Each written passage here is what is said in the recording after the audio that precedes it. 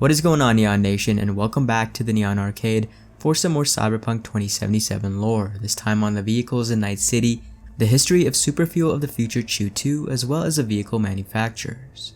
Much of this information is from the latest lore book from Cyberpunk 2077.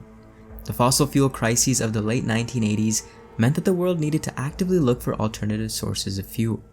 In 1993, a major breakthrough occurred when fledgling corporation Biotechnica developed CHU2, a synthetic, grain-based alcohol that would be the leading source for the next 30 or so years. CHU2 is made from a genetically created, high-sugar wheat called Triticum vulgaris megasuavis, and although toxic, does burn much cleaner than gasoline or diesel. Biotechnica, still in its infancy in the 1990s, and unable to logistically produce enough CHU2, licensed the rights for the formula to giants Petrochem and Sovoil. The first few decades post-Fourth Corporate War put incredible stress on the entire vehicle industry as a whole. Global crises put a pin in the production of fuel, and bioengineered viruses and parasites wiped out massive crop fields of Triticum vulgaris megasuavis. This particularly affected private AVs and Aerodynes, who used a more complex formula of CHU2 that required more steps in its manufacturing. Because of this, AVs were less prominent in the skies for around 20 years after the Fourth Corporate War. Lack of stability around a standout fuel source led to the invention of alternative ways to power the vehicles of the future. Electric, hydrogen, and biofuel-based systems were researched during this time period, but ultimately, fossil fuels were revisited as oil and methane became profitable once again.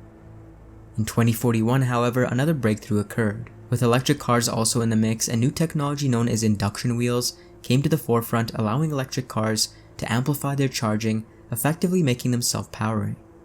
In the modern age, most vehicles in European cities use induction wheel technology. Now, after years of research back in America, a strain of Triticum vulgaris megasuavis was developed which was immune to the crop-eating bioviruses that had formerly wiped them out. This development boosted the country's economy and allowed vehicle production to resume as normal. Not only did the vehicle industry recover, but it accelerated into a period of unparalleled growth. This allowed manufacturers to develop new models and types of AVs to deal with the new issue plaguing American cities, which was consistent street traffic. AV tech in 2077, however, is mostly reserved for the corporate and social elite, as well as for military and medical purposes. The oldest vehicles in 2077 tend to be spotted in some of the poorer districts, or within nomad clans, and were produced between 2020 and 2050. Much like the weapon manufacturers, Asian companies are heavily invested into vehicle manufacturing, with Indian Mahir Motors and Japanese Mikigai being the two most prevalent brands. They are reasonably priced, mass-produced, but they lack durability and quality. Mikigai mainly produces compact cars, whereas Mahir are renowned for their vans. Mahir entered the market in the 20s and 30s during the market crises at an affordable price and have become surprisingly popular among the lower-class citizens of Night City.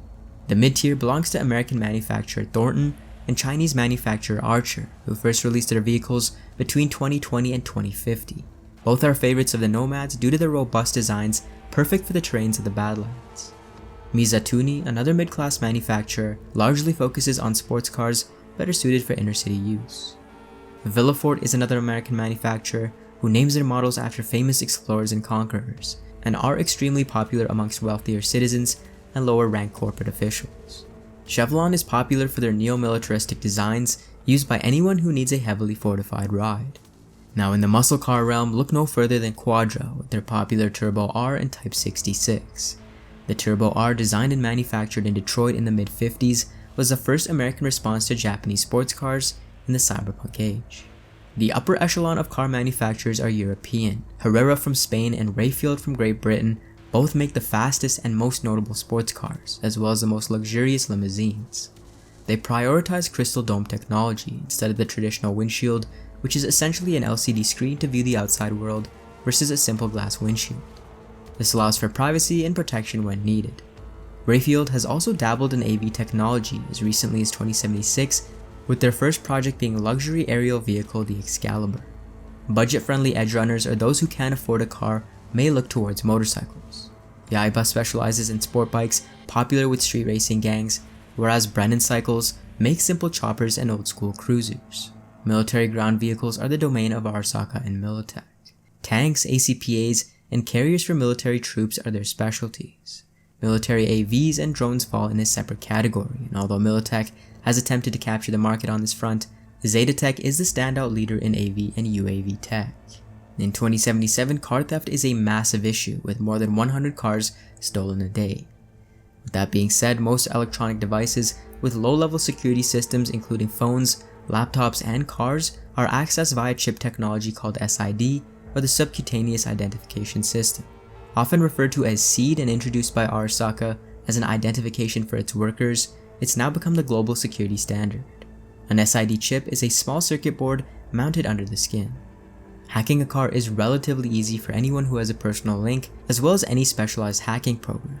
Most modern vehicles have an access port near the fuel intake, and even older models have been converted to function with the computerized vehicle recognition and traffic coordination systems of many of the modern cyberpunk-era cities. Accessing this port allows you to open and install malware on the vehicle's computers. That is all for this quick lore episode, guys. For more cyberpunk content, join Neon Nation by subscribing to the Neon Arcade.